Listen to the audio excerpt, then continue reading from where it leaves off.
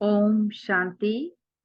आज से हम एक नई सीरीज शुरू करने जा रहे हैं अव्यक्त वाणी की, जिसमें हम सभी अव्यक्त वाणियां जो स्टार्ट 18 जनवरी 1969 साकार ब्रह्मा बाबा के अव्यक्त होने के बाद सुनाई गई, वो सुनेंगे। लेकिन पहले सुनेंगे संदेश जो बाबा ने बच्चों प्रति गुलजार दादी के द्वारा सुनाया। तो सुनते हैं संदेश। अव्यक्त वाणी 18 जनवरी 1969। पिताश्री जी के अव्यक्त होने के बाद अव्यक्त वतन से प्राप्त दिव्य संदेश, गुलजार बहन द्वारा। पहला संदेश है, आज जब हम वतन में गई तो शिव बाबा बोले, साकार ब्रह्मा की आत्मा में आदि से अंत तक 84 जन्मों के चक्र लगाने के संस्कार हैं। तो आज भी वतन से चक्र लगाने गए थे। जैसे साइंस वाले रॉकेट द्वारा चंद्रमा तक पहुंचे और जितना चंद्रमा के नजदीक पहुंचते गए उतना उस धरती की आकर्षण से दूर होते गए। पृथ्वी की आकर्षण खत्म हो गई। वहां पहुंचने पर बहुत हल्कापन महसूस होता है। जैसे तुम बच्चे जब सूक्ष्म वतन में आते हो तो स्थूल आकर्षण खत्म हो जाती है, तो वहां भी धरती की आकर्षण नहीं रहती है। यह है ध्यान द्वारा और वह है साइंस द्वारा। और भी एक अंतर बाप दादा सुना रहे थे कि वह लोग जब रॉकेट में चलते हैं तो लौटने का कनेक्शन नीचे वालों से होता है, लेकिन यहाँ तो जब चाहें जैसे चाहें अपने हाथ में है। इसके बाद बाबा ने एक दृश्य दिखाया। एक लाइट की बहुत ऊंची पहाड़ी थी। उस पहाड़ी के नीचे शक्ति सेना और पांडव दल था। ऊपर में बाप दादा खड़े थे।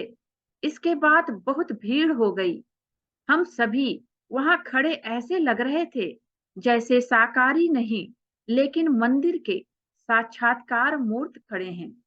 सभी ऊपर देखने की कोशिश कर रहे थे, लेकिन ऊपर देख नहीं सके। जैसे सभी बहुत तरस रहे थे। फिर थोड़ी देर में एक आकाशवाणी की तरह आवाज आई कि शक्तियों और पांडवों द्वारा ही कल्याण होना है। उस समय हम सबके चेहरे पर बहुत ही रहम दिल का भाव था। उसके बाद फिर कई लोगों को शक्तियों और पांडवों से अव्यक्त ब्रह्मा का साक्षात्कार, शिव बाबा का साक्षात्कार होने लगा। फिर तो वह सीन देखने की थी।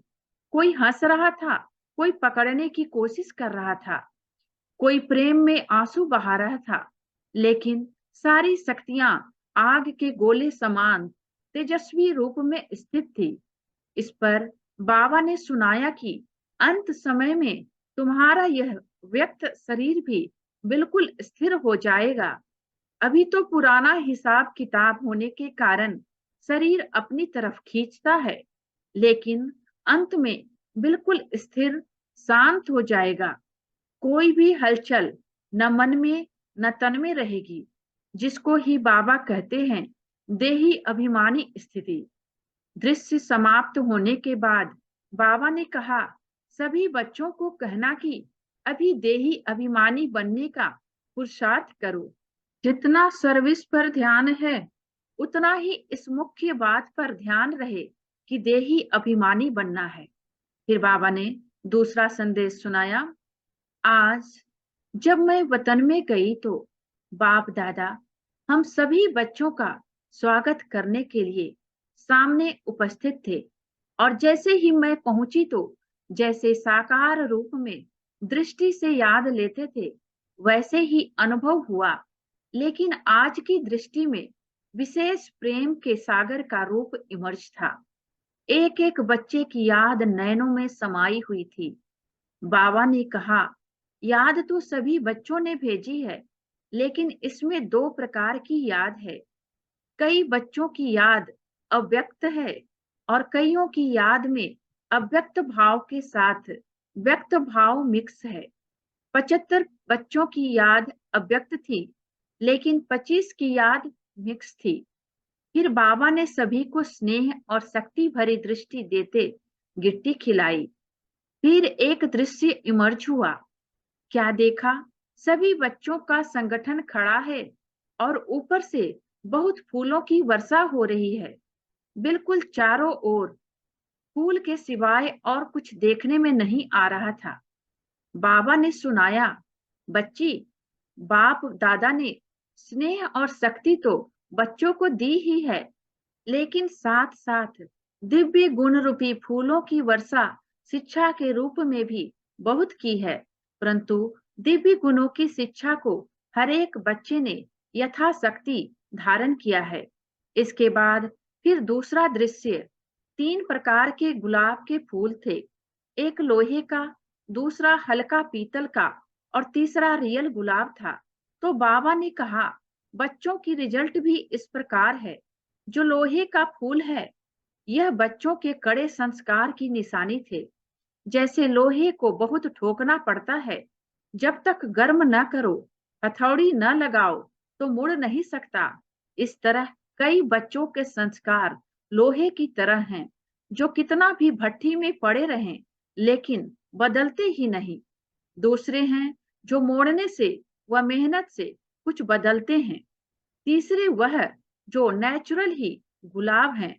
यह वही बच्चे हैं जिन्होंने गुलाब समान बनने में कुछ मेहनत नहीं ली। ऐसे सुनाते सुनाते बाबा ने रियल गुलाब के फूल को अपने हाथ में उठाकर थोड़ा घुमाया। घुमाते ही उनके सारे पत्ते गिर गए और सिर्फ बीज का बीज रह गया। तो बाबा बोले, देखो बच्ची, जैसे इनके पत्ते कितना जल्दी और सहज अलग हो गए, ऐसे ही बच्चों को ऐसा पुरुषार्थ करना है जो एकदम फट से पुराने संस्कार, पुराने देह के संबंधियों रूपी पत्ते छट जाएं और फिर बीज रूप अवस्था में स्थित हो जाएं। तो सभी बच्चों को यही संदेश देना है कि अपने को चेक करो कि अगर समय आ जाए तो कोई भी संस्कार रूपी पत्ते अटक तो नहीं जाएंगे। जो मेहनत करनी पड़े, कर्मातीत अवस्था सहज ही बन जाएगी या कोई कर्म बंधन उस समय अटक डालेगा। अगर कोई कमी है तो चेक करो और भरने की कोशिश करो। तीसरा संदेश है, आज बाबा को मधुवन में आने के लिए निमंत्रण देने के लिए गई, तो बाप दादा के इशारों से अनुभव हुआ कि आज बाबा का विचार नहीं है। इतने में ही बाबा बोले, अच्छा बच्ची, सभी बच्चों ने बुलाया है तो बाप दादा बच्चों का सेवाधारी है। यह सुनकर संकल्प चला कि बाबा ने अभी अभी ना की और अभी अभी हाँ क्यों की। दिल के संकल्प को जानकर बाबा बोले, यह जानबूझकर कर्म करके बाबा सिखला रहे हैं कि तुम बच्चों को भी एक दो की राय, एक दो के विचारों को रिगार्ड देना चाहिए। भल समझो कोई विचार देता है और तुमको नहीं जचता है, तो भी उनके विचार को फौरन ठुकरा नहीं देना चाहिए। पहले तो उनको रिगार्ड दो कि हाँ, क्यों नहीं, बहुत अच्छा, जिससे उनके विचार का फोर्स कम हो जाए। तो फिर आप जो उन्हें समझाएंगे वह समझ सकेंगे। अगर सीधा ही उनको कट करेंगे तो दोनों फोर्स टक्कर खाएंगी और रिजल्ट में सफलता नहीं निकलेगी। इसलिए एक दो के विचार अर्थात राय को पहले रिगार्ड देना आवश्यक है। इससे ही आपस में स्नेह और संगठन चलता रहेगा। चौथा संदेश, आज जब वतन में गई तो जैसे ही हम पहुंची तो बाप दादा सामने थे ही, लेकिन क्या देखा कि ब्रह्मा बाबा के गले में ढेर की ढेर मालाएं पड़ी हुई थी। फिर बाबा ने कहा, यह माला उतार कर देखो। माला उतारी तो कोई बड़ी माला थी, कोई छोटी। हमने कहा, बाबा इसका रहस्य क्या है? बाबा बोले, बच्ची, यह सभी के उल्लंघनों की माला है, क्योंकि हर एक बच्चे जब एकांत में बैठते हैं तो बाबा को स्नेह में उल्लंघना ही देते हैं। हर एक बच्चे ने बाप को उल्लंघनों की माला जरूर पहनाई है। बाबा ने कहा, बच्चों को ड्रामा भल याद है, लेकिन प्यारे ते प्यारी चीज तो जरूर है। तो अचानक ड्रामा को वंडरफुल देख हर एक बच्चा दिल ही दिल में उल्लंघना देते रहते हैं। यूं तो ज्ञान बच्चों को है, लेकिन ज्ञान के साथ प्रेम का स्नेह भी है, इसलिए इन उल्लंघनों को गलत नहीं कहेंगे। फिर हमने पूछा, बाबा आपने इसका रिस्पॉन्ड क्या दिया? तो बाबा बोले, जैसा बच्चा वैसा रिस्पॉन्ड। बाबा ने कहा, मैं भी रिस्पॉन्ड में बच्चों को उलाहना की माला ही पहनाता हूँ। वह कौन सी? फिर बाबा ने सुनाया, जो बाप की आस बच्चों में थी, वह साकार रूप में बाप को नहीं दिखलाई, जो अब अव्यक्त रूप में दिखलानी है। बाबा ने कहा, यह उलहना भी मीठी रूहान है, यह भी एक खेल पाल बच्चों का है। साकार रूप में जो बाप दादा ने श्रृंगार कराया, वह अब अव्यक्त वतन में बाप दादा देखेंगे। यह सीन पूरी हो गई। फिर भोग स्वीकार कराया। फिर मैंने बाबा से पूछा, बाबा आप सारा दिन वतन में क्या करते हो? बाबा ने कहा, चलो मैं तुमको वतन का म्यूजियम दिखलाऊं। तुम तो म्यूजियम बनाने के पहले प्लान बनाते हो। बाबा का म्यूजियम तो 1 सेकंड में तैयार हो जाता है। फिर क्या देखा? एक बहुत बड़ा हॉल था। एक ही हॉल में हम बच्चे ढेर की ढेर मॉडल के रूप में खड़े थे। हमने कहा, बाबा यह तो हम ही म्यूजियम में खड़े हैं। बाबा ने कहा, बच्ची बाबा का म्यूजियम यही है। अभी तुम जाओ, जाकर एक मॉडल को देखो कि बाप दादा ने क्या क्या सजाया है। जैसे आर्टिस्ट मूर्ति को सजाते हैं। तो बाबा ने कहा, देखो बाप दादा ने क्या क्या सजाया है। जब हम मॉडल के पास गई तो हमको कुछ खास दिखाई नहीं पड़ा। पूरी सजी हुई मूर्ति दिखाई पड़ रही थी। बाबा ने कहा, जो मोटा श्रृंगार है वह तो साकार में ही बच्चों का करके आए हैं, परंतु अब अव्यक्त रूप में क्या सजा रहे हैं? सभी श्रृंगार तो हैं, जेवर भी हैं, परंतु जेवर में बीच में नग लगा रहे हैं। बाबा के कहने के बाद कोई कोई में जैसे एक्स्ट्रा नग दिखाई पड़े। बाबा ने कहा, बच्चों के प्रति मुख्य शिक्षा यही है कि अव्यक्त स्थिति में स्थित रहकर व्यक्त भाव में आओ। जब एकांत में बैठते हैं तो अव्यक्त स्थिति रहती है, लेकिन व्यक्त में रहकर अव्यक्त भाव में स्थित रहें, वह मिस कर लेते हैं। इसलिए एक रस कर्मातीत स्थिति का जो नग है वह कम है। तो जिसके जीवन में जो कमी देखता हूँ वह सजा रहा हूँ। जैसे साकार रूप में यह कार्य करता था, वही फिर अव्यक्त रूप में करता हूँ। तो बच्चों से जाकर पूछना कि सारे दिन में जैसे बाप बच्चों को सजाते हैं, ऐसे बच्चों को भासना आती है। उस टाइम जो योग युक्त बच्चे होंगे उनको भासना आएगी कि बाबा अब मेरे से बात कर रहे हैं, सजा रहे हैं। जैसे मैं अव्यक्त वतन में बच्चों से मिलता बहलता रहता हूँ, अव्यक्त रूप वाले बच्चे यह अनुभव कर सकते हैं। मैं भी खास समय पर खास बच्चों को याद करता हूँ। ऐसी टचिंग बच्चों को होती ही होगी। मैंने कहा, बाबा आप सभी को अव्यक्त वतन में क्यों नहीं बुला लेते? यहाँ ही बड़ा सेंटर खोल दो। अभी तो सभी बच्चे उपराम हो गए हैं। बाबा ने कहा, यह उपराम अवस्था होनी ही चाहिए, हमेशा तैयार रहना चाहिए। यह भी याद की यात्रा को बल मिलता है। यह उपराम अवस्था सहज याद का तरीका है। अब बच्चों को कहना, ज्यादा समय नहीं है, बाबा कभी भी किसको बुला लेंगे। 5वां संदेश है, आज जब वतन में गई तो जाते ही अनुभव हो रहा था जैसे कि लाइट के बादलों से क्रॉस करके वतन में जा रही हूँ।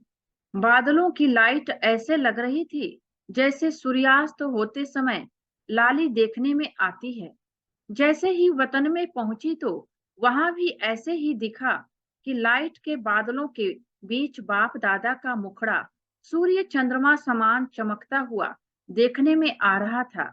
सीन तो बड़ी सुंदर दिखाई दे रही थी, लेकिन आज का वायुमंडल बिल्कुल शांत था। बाप दादा के मुलाकात में भी शांति और शक्ति की भासना आ रही थी। फिर तो मुस्कुराते हुए बाबा बोले, भले तुम बच्चे साकार शरीर में, साकारी सृष्टि में हो, फिर भी साकार में रहते ऐसे ही लाइट माइट रूप होकर रहना है। जो कोई भी देखे तो महसूस करे कि यह कोई फरिश्ते घूम रहे हैं। लेकिन वह अवस्था तब होगी जब एकांत में बैठे अंतर्मुख अवस्था में रह अपनी चेकिंग करेंगे। ऐसी अवस्था से ही आत्माओं को आप बच्चों से साक्षात्कार होगा। आज वतन में एक तरफ तो बिल्कुल शांति थी, दूसरे तरफ फिर प्यार का रूप बहुत था। क्या देखा, बाबा की बाहों में सभी बच्चे समाये हुए थे, साथ साथ प्रेम का सागर तो था ही। बाबा ने कहा, तुम शक्तियों को भी, सर्व आत्माओं को ऐसे ही अब अपने समीप लाना है। आपकी दृष्टि में बाप समान जब प्रेम और शक्ति दोनों ही पावर होंगी, तब आत्माएं नजदीक आएंगी। इसके बाद बाबा ने तीसरा दृश्य दिखाया। क्या देखा, बाबा के सामने ढेर कार्ड्स पड़े थे। बाबा ने कहा, इन कार्ड्स को ऐसे सजाओ जिससे कोई सीनरी बन जाए, क्योंकि हर कार्ड पर सीनरी की डिजाइन थी, किसमें चित्र किसमें शरीर। हम मिलाने लगी तो कभी उल्टा कभी सुल्टा हो जाता था, और बाप दादा बहुत हंस रहे थे। उसमें बहुत ही सुंदर सत्युग की सिनरियां थी। एक कृष्ण बाल रूप में झूले में झूल रहा था, साथ में कांता दासी झूला रही थी, दूसरे में सखे सखियों का खेल था। मतलब तो सत्युग की दिनचर्या थी। फिर बाबा ने विदाई देते समय कहा, बच्ची, सबको संदेश देना कि शक्ति स्वरूप भव और प्रेम स्वरूप भव। फिर छठा संदेश है, आज जब इस देह और देह के देश से परे अपने को सूक्ष्म वतन, जिसको ब्रह्मापुरी कहते हैं, वहां गई तो परमात्मा बाप ने एक दृश्य दिखाया। बहुत बड़ी एक भीड़ देखी। फिर देखा जैसे कोई टिकट बांट रहा है और हर एक कोशिश कर रहा है कि हमें भी टिकट मिले। लेकिन थोड़े समय में देखा कि कोई कोई को टिकट मिली और कोई कोई टिकट से वंचित रह गए। जिनको टिकट मिली वह दिल ही दिल में हर्षाते रहे, और जिन्हें नहीं मिली वह एक दो को देखते रहे। वह टिकट कहाँ की थी, उस पर एक दूसरा दृश्य देखा। एक बड़ा सुंदर दरवाजा था जो अचानक खुला। जिन्हों के पास टिकट थी वह तो दरवाजे के अंदर चले गए, और जिनके पास टिकट नहीं थी वह बड़े ही पश्चाताप से देख रहे थे। उस गेट पर लिखा हुआ था, स्वर्ग का द्वार। बाबा ने रहस्य सुनाया कि परमात्मा बाप सभी बच्चों द्वारा सतयुगी नई सृष्टि स्वर्ग में चलने की टिकट दिला रहे हैं। परंतु कई बच्चे सोच रहे हैं कि अब नहीं, बाद में ले लेंगे। लेकिन ऐसे न हो कि यह टिकट मिलना बंद हो जाए और स्वर्ग में जाने से वंचित हो जाएं। बाबा ने कहा, कई आत्माएं सुनती हैं, सोचती हैं कि यह कार्य क्या चल रहा है, तो बाप दादा बच्चों प्रति यही शिक्षा दे रहे हैं कि यह जो समय आने वाला है, आप जो अब सोच रहे हो, सोचते सोचते अपने भाग्य को गवा न दो। यह दृश्य दिखाया। फिर दूसरी सीन देखी कि नदी बह रही थी। उस नदी में दूर दूर से कई लोग आकर स्नान कर रहे थे। कई फिर वहां ही नजदीक थे, लेकिन नहा नहीं रहे थे, बल्कि उनसे कई पूछ रहे थे कि नदी कहाँ है, हम जाकर स्नान करें। लेकिन जो नजदीक रहने वाले थे उनको नदी में स्नान करने का महत्व नहीं था, और जो प्यासे थे उनको भी उस प्यास का मूल्य कम कराते थे। फिर बाबा ने कहा कि बच्ची, यह जो ज्ञान गंगा है, गंगा के नजदीक वाले आबू निवासी हैं। दूर दूर से आकर तो इसमें स्नान करते हैं, लेकिन यहाँ वाले इस महत्व को न जान उनको टालते हैं। तो कहाँ ऐसे न हो इस भूल में हम रह जाएं। इसलिए बाप दादा के सब बच्चे हैं, भल आज्ञाकारी बच्चे नहीं हैं, फिर भी बच्चे तो बाबा के प्रिय हैं, तो बच्चों को बाबा शिक्षा देते हैं कि यह अमूल्य समय जो ज्ञान गंगा में नहाने का मिल रहा है, वह कभी गवा न देना।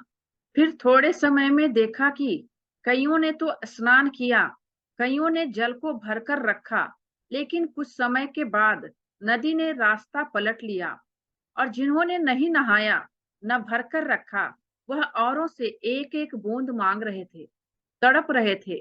तो बाबा ने कहा, यह समय अभी आने वाला है। फिर बाबा ने सभी बच्चों के प्रति एक महामंत्र की सौगात दी। बाबा बोले, एक तो मुझ परम पिता की याद में रहो और अपने जीवन को पवित्र और योगी बनाओ। यही बाप दादा ने स्नेह के रिटर्न में महामंत्र की सौगात सभी प्रति दी। ओम शांति। इसके आगे अगला पार्ट में पढ़ेंगे। थैंक यू बाबा का और थैंक यू आप सबका। ओम शांति।